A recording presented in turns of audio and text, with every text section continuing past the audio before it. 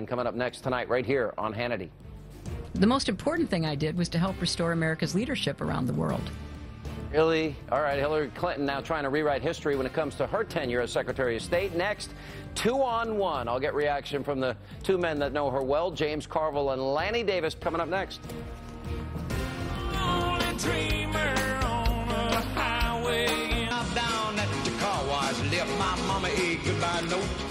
And welcome back to Hannity. Hillary Clinton continues her book tour this week, and the former Secretary of State, during one of her many interviews, revealed what she thought was her biggest accomplishment during her tenure at the State Department. Listen to this.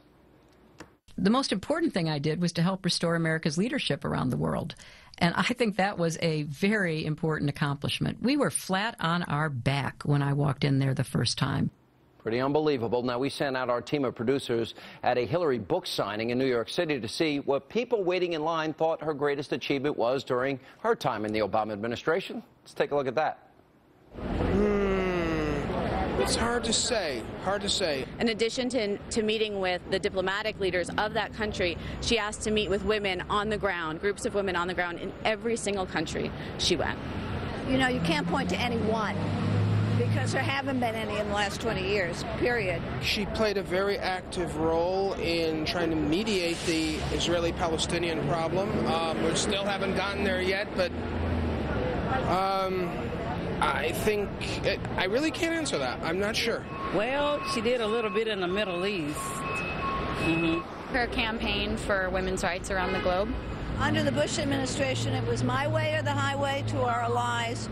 She tended to rebuild those feelings in a more positive way.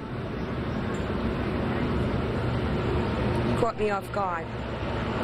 Benghazi. Even though there was a lot of criticism in the Times and in the media, I feel that her and Mr. Obama did the best they could. Wow. Here was reaction to former Clinton advisors, James Carville and Lanny Davis. All right, you know, I actually thought Diane Sawyer, to her credit, did a pretty thorough interview. James Carville is asking, you know, was there a peace treaty, any doctrine? You know, if Hillary Clinton says that she restored leadership in the world, I mean, you know, can you give me... Oh, sure. I don't know. Maybe Lanny could help me pick. Would it be that Iran, the sanctions against Iran got them to the table? They're getting a Could it be nuclear that weapon. Benjamin Netanyahu? Could it be that Benjamin Netanyahu credited for stopping a war between Israel and the Gaza Strip? Could it be the fall of Gaddafi, where she urged intervention? Could it be the fact that Osama bin Laden was shot? You know, so many. Would it be free trade agreements in Colombia, in She's in responsible South Korea? for bin Laden. I don't know. There's so many. Lanny, can you help me here, please? Lanny, help him out. He's not. This is why we'd have 2-on-1. Go ahead.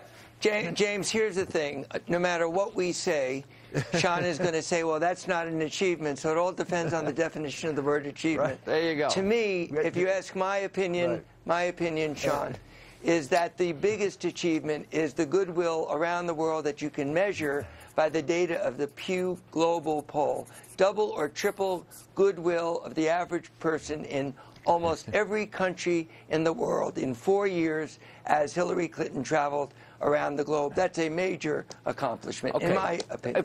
If we speak in broad generalities, she was well liked. All right, you know what, Lanny? I know you're a personal friend. For you, there's nothing she could do wrong. So we've got to kind of balance out your comments about me. All right, for the sake of moving the discussion, here's what I want to know, because 4 people died in Benghazi, James Carville. Right. 4. Right. Now, we know Ambassador Stevens made multiple requests for security. Under her watch, it was denied. We know that no help came that night when they needed help. We know that Charlene Lamb at the State Department watched this in real time, and we know the State Department told the Libyan president the day after the attack that killed 4 Americans, they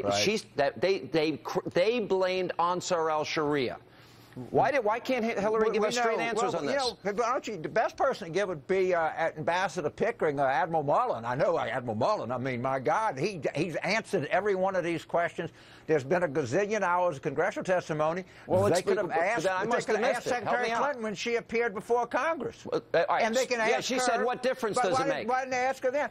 What difference does it make? There was no way to ask her. She was there before the Republican Congress. But James, you didn't Sean, answer my let me, question. Hang on, James, you didn't answer my question. I love you to death. Well, you didn't answer. Listen, which one?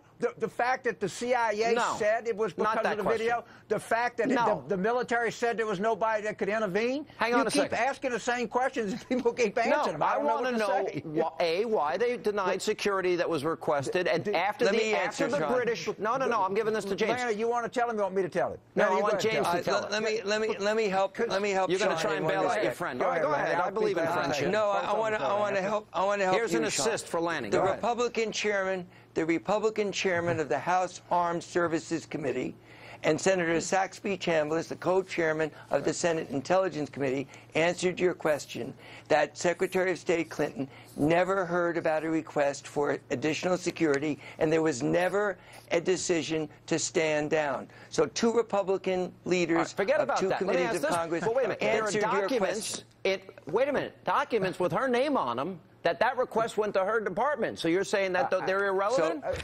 The House Republican chairman, I don't care what he said. Party affiliation, said that signature is a machine signature that goes out to 17,000 times a day by machine. All right, here's my last question. Republican chairman Buck McKeon said she never received that request. After the attack, that's what a Republican the day after the attack, the State Department told the president of Libya that Ansar al-Sharia was responsible for the attack. Radical Islamists. How did that evolve into a YouTube video and a spontaneous demonstration? The CIA was given the CIA was in the CIA intelligence. General Petraeus already said that was what the CIA thought at the time. And they've produced documents saying that. I don't know how many times we answer it. It's just there's no. Does it make sense to you, James Carville? Hang on, whoa. Wait, does it make sense, James Carville, not to listen to the station chiefs on the ground, but to go to Langley, Virginia? For those answers, because the station chiefs were told not to talk. So they were taking actual intelligence from the CIA. I don't know. It's been answered a gazillion times. They never asked the guys on the ground. Ask Ambassador Pickering. Ask Admiral Mullen. It's already been answered. Lanny? There's been the Senate Intelligence Committee, a bipartisan document, said that the CIA, through both on-the-ground as well as aerial surveillance, came to certain judgments in the early stages with mixed messages, and then over a period of time, they did declare there was no spontaneous demonstration, which was their phrase, and they did agree with you that it was terrorist-related. But that was the CIA evolving over time from contemporary intelligence sources. All videotapes of that night, should we release them to the public? You'll have to ask. I'm asking, do we have the most transparent administration? Ask Trey Gowdy. I'm asking you, James. Hillary Clinton. Why don't you join with me? Hannity, Lanny Davis, and James Carville unite and say release the tapes. I'll do whatever the select committee says. I'll go whatever the select committee says. And what our intelligence community would say yes. Before the election. I would say yes if the intelligence community agreed, because there may be some intelligence methods and techniques we don't want to reveal. All right, last question. Is Hillary running? James? If I had to guess, I'd guess yes. Lanny? I think she's a great friend, and I would never guess.